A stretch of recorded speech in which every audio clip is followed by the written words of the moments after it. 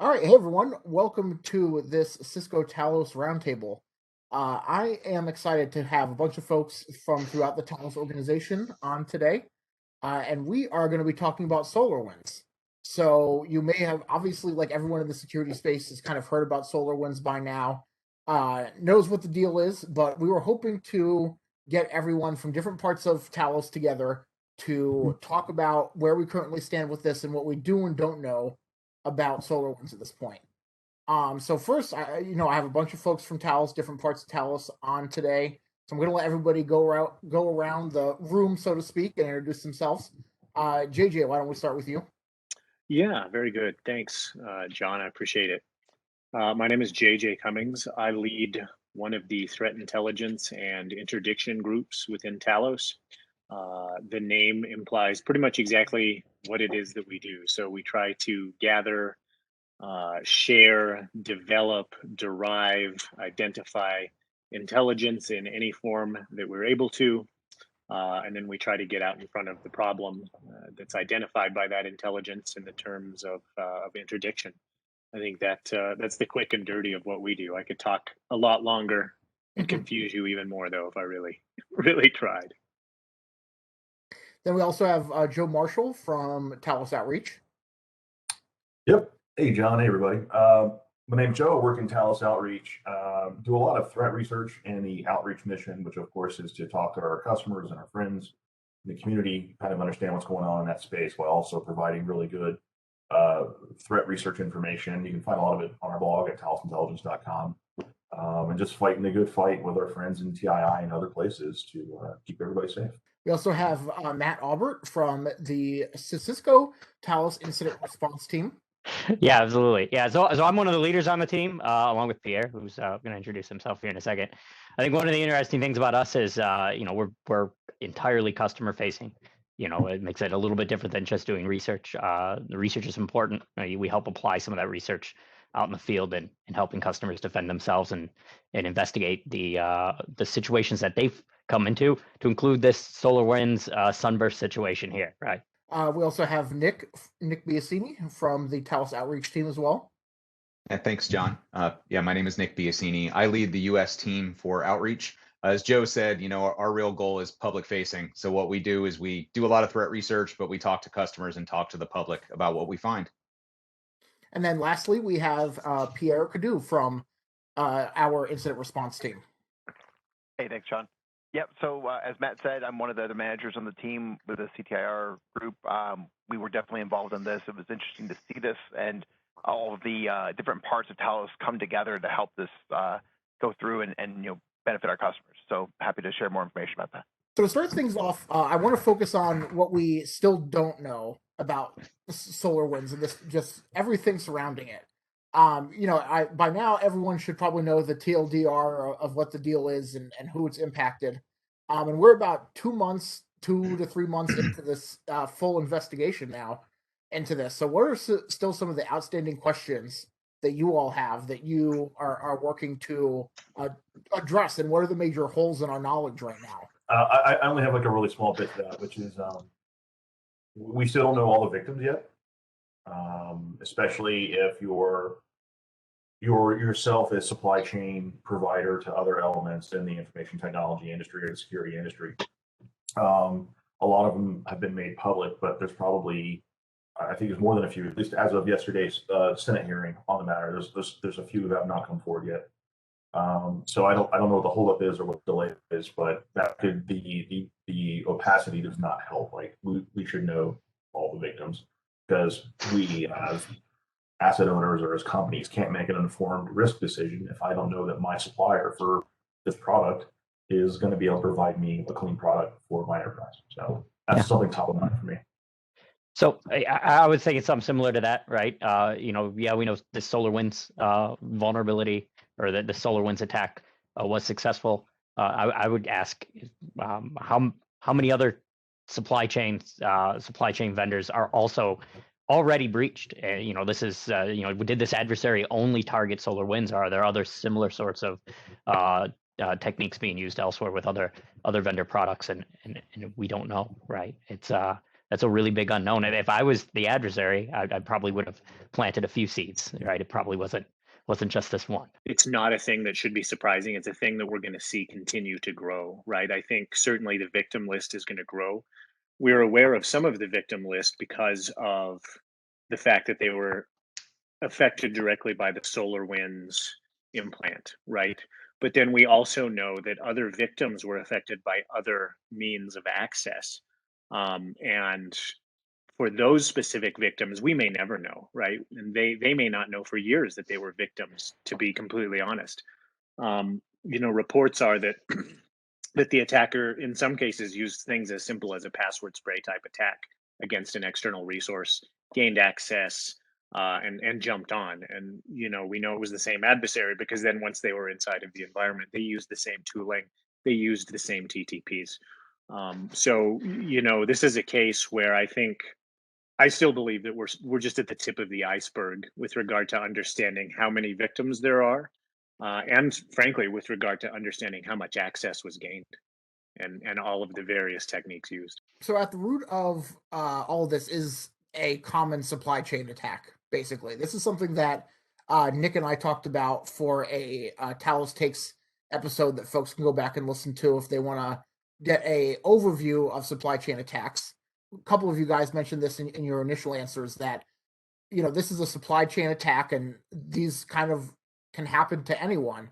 So can anyone give me kind of an overview of a supply chain attack basically and what common suggestions you might give to folks to avoid them? Because SolarWinds is not the first supply chain attack, nor is it going to be the last, obviously. Yeah, so avoiding a supply chain attack is very challenging to the point of, I would argue, to be very unlikely for the majority of organizations out there, right? There are some, well-resourced organizations who, can put the money towards patch validation and in supply chain validation. Even them, they're not going to be 100% successful. There's still a certain degree of luck to that.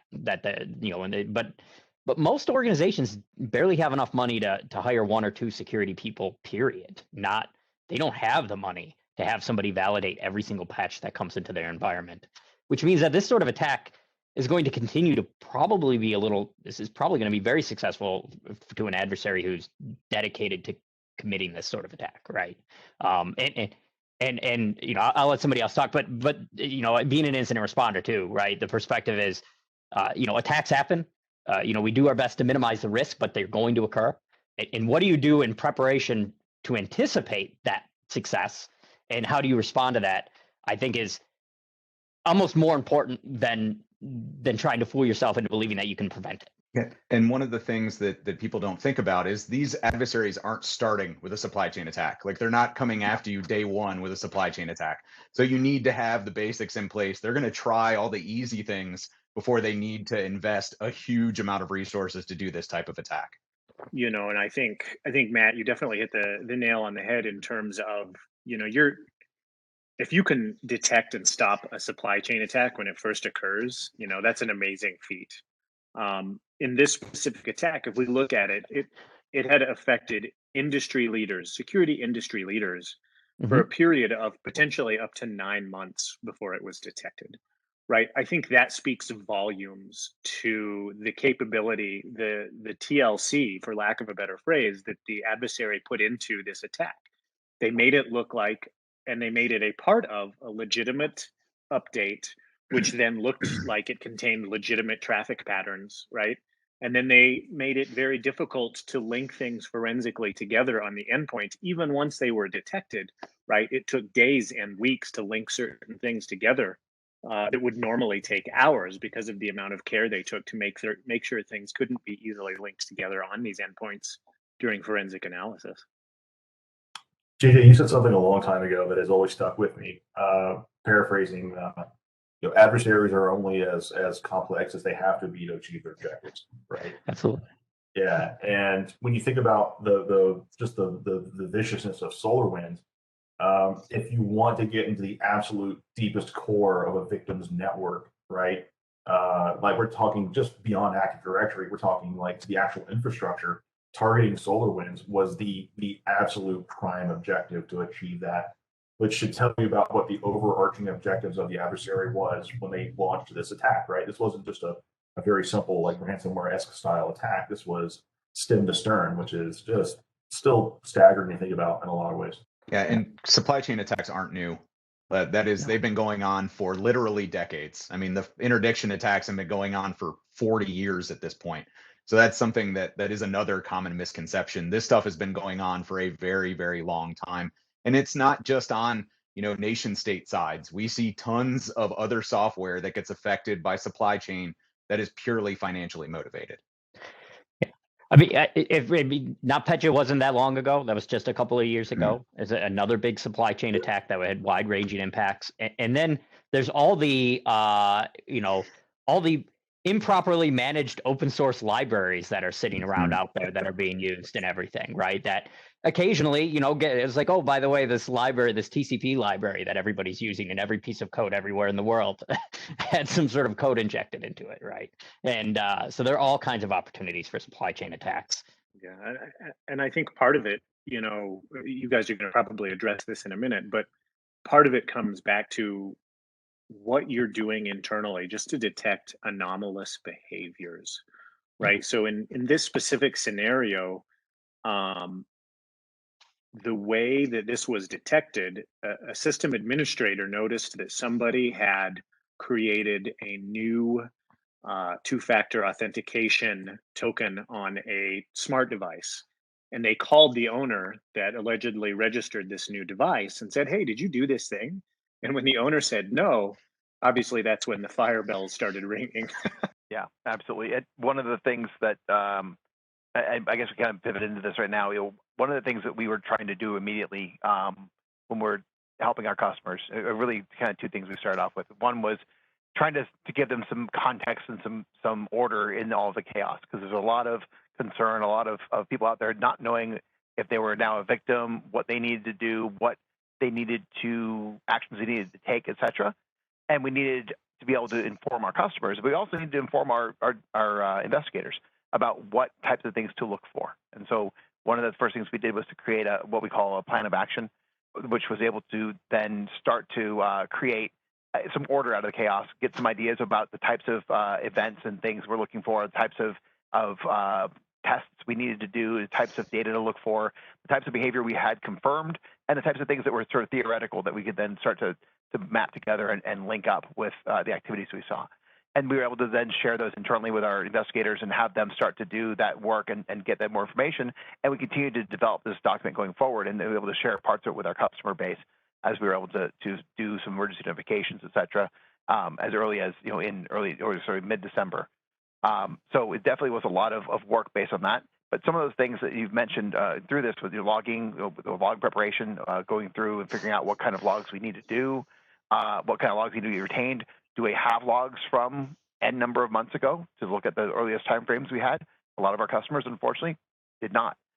Do you even log events such as creation of new RSA tokens or new creation of new multi-factor tokens? That's a loggable event in my book, and this kind of confirms that. And so that sort of thing like that. And also, any bypass codes for MFA, any sort of change into removing somebody from the MFA list as far as the requirement for MFA. If we move them out of that list, that should be a loggable event. Those are sort of things. If you're really relying on your MFA to be that ultimate, hey, I've got multi-factor, you need to monitor the heck out of that thing, because otherwise that's just a opportunity for an adversary later on to then misuse that. Yeah, and this points to larger issues, right? They're going after trust. They're always gonna go after the trust that exists inside networks, and that's what they just keep doing. So you absolutely need to be logging any type of activity around that trust. Yep, absolutely.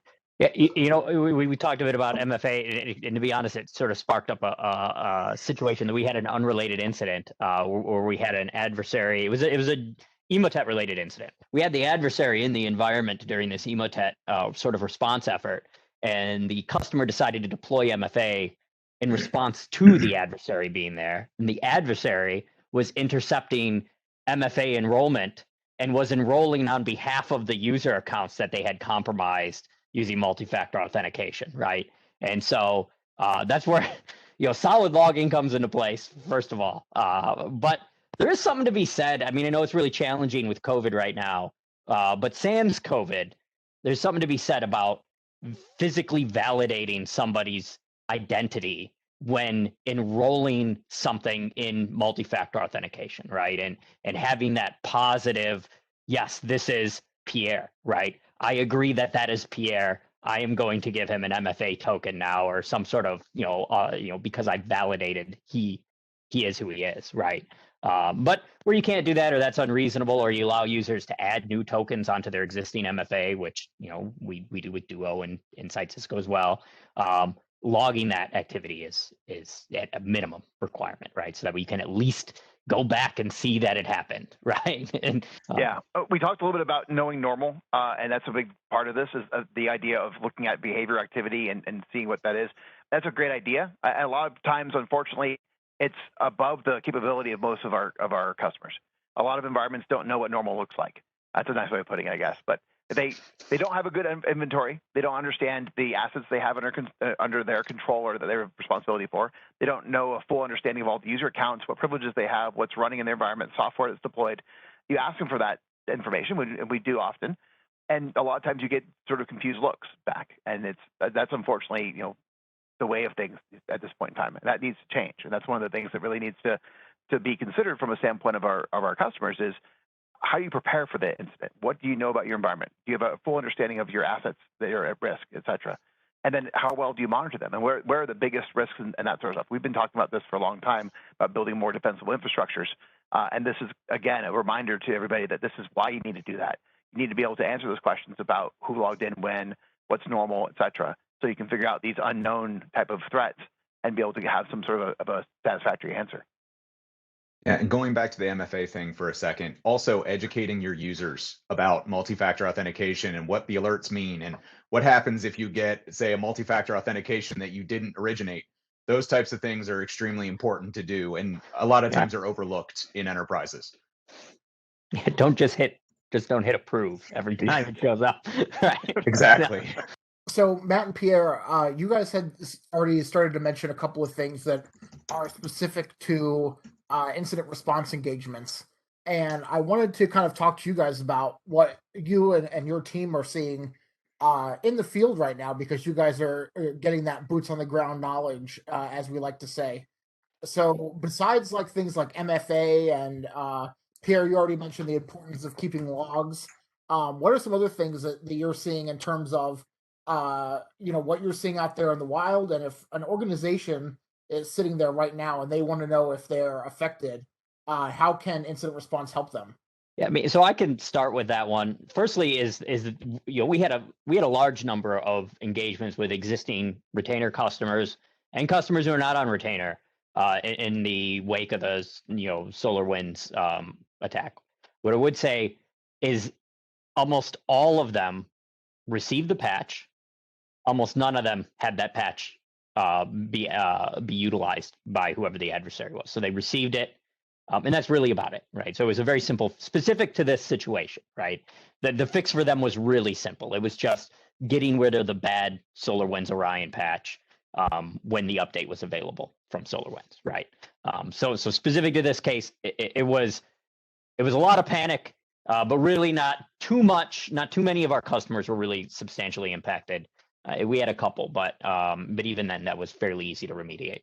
So I think one of the most important parts of any incident response engagement, whether it's a SolarWinds attack or any incident that you are that you have to deal with, it's how do you respond to that attack? What do you do when that attack occurs? You can run really fast and run around your network trying to fix as much stuff as you can as fast as possible, but not know what happened, not know where the root cause was, and be unsuccessful in actually resolving the incident. Or you can take some time to sit down with your team, with your core incident responders or your industry partners that help you with your incident response, and build a plan to respond to the incident that's in front of you and respond to that incident in a systematic manner, right? And sure, it might take a little bit longer to get started. There might be a little bit slower of an uptake before you start actually engaging in technical response to that incident, but you're going to be far more successful and having a complete incident response engagement at the end by just taking an hour to sit down with the team calmly and plan out your response actions and how you're going to respond to the attack in front of you. Yeah. And definitely what we saw was, the need for customers to have an understanding of what's happening. So part of what we provide them was what we call intelligence on demand. So we were able to provide them with guidance on what research was done at that point in time, what was coming out. We had a lot of research and knowledge sharing happening in the background, which was awesome to see. And we were able to pull on that and be able to give a constant flow of information to our customers. So that was one thing. Another one was the investigations, like what Matt was just talking about. And along with that was the helping to create that order out of chaos, helping to give them a plan of action of what to do and executing those things. And then the next part of that is some of our customers then afterwards said, hey, you know what? We see that our plan was really not ready. And so we want you to come back in and help us to develop those plans.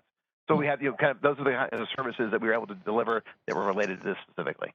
So kind of the next thing I want to talk about is the scope of this, because in media, I should say, I always don't like the term using the media, quote unquote, but in the media, this has just kind of become to be known as the SolarWinds breach or the SolarWinds incident, and that's kind of how we're colloquially talking about it.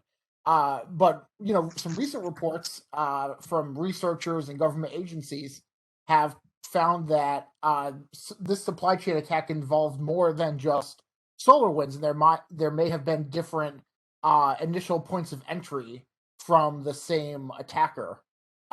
Basically, I just kind of want to get your guys' thoughts on that. Is that something that is lining up with what you've been seeing and hearing?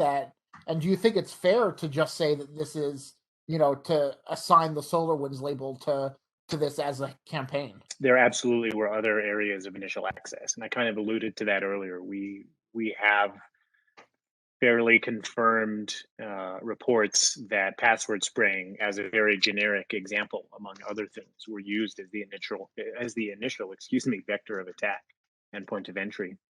I think that when we look at the whole event and when we look at who the adversary is presumed to be, they're going to be coming at you from lots of different angles.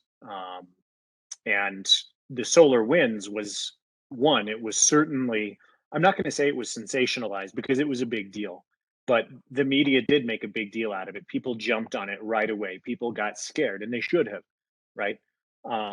The fact that 18,000 some odd SolarWinds customers downloaded a Trojanized binary, right, is substantially concerning. And that's just going to elevate that more in the media as well. Frankly, one of the challenges that we saw happening during this event was everybody was so laser focused on SolarWinds as the entry point, they weren't thinking about other points of entry that might have existed, right? CISA, DHS's CISA, released, in fact, some information specifically saying that there could be other points of access, right? Other points of entry, so that people would maybe stop that laser focus and look at other areas, which kind of comes back again to what I mentioned earlier with just good housekeeping. Sure, it's great to look for the indicators that you know about that people are publicly releasing when it comes to an event like SolarWinds, but start looking at other things under the covers as well. If you have flow telemetry, all the things that that the CTIR guys mentioned just a few minutes ago, it's a big deal, right? Basic good housekeeping is the best way I can say that. Yeah, I'm sorry. I just want to pivot on one thing. So you were talking, you mentioned other entry points. Again, not just this incident, 80+% of the time, the adversary may gain initial access through one way, but they're maintaining access through other mechanisms, whether it's VPN or they gain access one way, then find that you have remote desktop protocol exposed to the internet in this other office somewhere, and they're maintaining access that way, right? And so SolarWinds may have been the initial access point. That doesn't mean it's the only access point, right? And that goes for every incident ever, right? If you have an adversary in your environment and you find that they're coming in through one way, there is a strong possibility that there's a couple of other ways that they also have to get in. Yeah, and look, you need to realize determined adversaries are going to be determined. So it's not like they're going to give up easily. The supply chain attacks were not the beginning of this attack campaign, and there are likely a lot of attack vectors along the way. Some would say they're both advanced and persistent. That's the name. Yeah. Yeah, it's not like they did, they spent months, potentially years prepping for the SolarWinds attack, and they're going to give up the second somebody finds them, right? That's probably not going to happen, right? So, Actually, that's a completely fair point to think about, Yeah. right, as it relates to like the actual SolarWinds attack. Like this was a considerable investment of adversary resources, right? This was not just something somebody cooked up in a month and then launched an attack, right? This was a dedication of computing power, of resources, of development time, of target selection, reconnaissance. I mean, they had to break into SolarWinds, figure out, reverse a binary, figure out how to mimic an API infrastructure or a code leading, so they could mask their exfil. Like just the amount of complexity that went into that, and then once they initially created their compromise, how they had really strong OPSEC. They divorced their initial entry point away from their actual activities on the victims' networks once they got in. Like that is just a corralling of a massive amount of resources that a nation state can bring to bear, basically, as opposed to like what you just talked about, Matt. So yeah, it's some folks just don't have visibility into just what it takes, and that's why these SolarWinds attacks, thankfully, are very rare. Yeah, so I'm glad that you guys started talking about the actor itself, because one of the other things I wanted to talk about is the fact that all signs and all government agencies out there are pointing to the fact that this was a state-sponsored actor. When you have an actor like this that, as we just talked about, is going to be determined, we know they've put a significant, likely monetary and certainly time investment into this. How does the fact that it is a state-sponsored actor that we're likely dealing with, how does that change our approach to this investigation? From my perspective, it doesn't really change it, right? We investigate everything as thoroughly as we possibly can to the end of the investigation. Certainly, there are some cases, and this is one such case, just given the vast amount of potential victims and the impact, we bring more forces to bear, so to speak, to research and work on the issue as a whole inside of Talos, which is obviously, kind of the idea of this panel. We all worked on this project. It was a major effort, whether we were talking about, working with victims directly and customers from an IR perspective, or whether we were talking about reversing binaries, or whether we were talking about understanding, ideally, or trying to understand, the psychology behind the threat actor, who they might be, all of that good stuff. So, other than adding more resources due to the impact, from my perspective, I don't care if it's nation state bad guy or cyber criminal bad guy. I just care about getting to the end as quickly as possible from an understanding, from a detection, from a protection perspective. To echo that, from a defender's perspective, it doesn't change how you address an incident depending on who's attacking you, right? You just want to stop and find out what happened. You don't care if it's a nation state or a criminal behind it. You just want to understand. It might help with things like TTPs to understand how they potentially could operate in the infrastructure, but generally it's not very helpful. I was going to say what's interesting about this too is normally the argument from a defender's perspective for attribution is specifically the TTP question, right? If you can attribute the actions of a specific threat actor, then it might imply that there are other TTPs and other IOCs being in your environment that you can use to help detect the rest of the incident. That didn't really work in this situation, though, right? This was a somewhat novel technique. The IOCs were novel. The technique used to gain access was novel. From a defender's perspective, attribution really doesn't change the actions that would have occurred, right? It was novel to begin with from beginning to end. And so at the end of the day, what we're trying to do is save the businesses that are impacted by it and get them back up and running, regardless of whether or not it's the motivations of the actor performing the actions.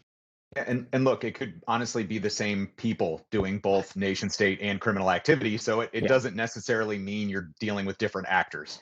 So we are reaching the end of our time now, guys. I know that everyone has things that they need to get back to. So I just want to get us out of here by kind of going back around the table again and looking for what a major takeaway has been from each of you throughout this. say for example, you were talking to a CISO or something like that. If you had one major takeaway from this, what would it be? I think I will never leave this. I will always die on this hill, which is what about your fundamentals, right? So we talk a lot about adversary intent, and it's easy to go into the higher strata of what's going on in TTPs and supply chain attacks, but do you even know what you're protecting? How's your segmentation? How's your patch management, your O&M? Like, if you can answer those basic questions to a reasonably high degree, you're going to find that, frankly, a lot of your other incident response and cybersecurity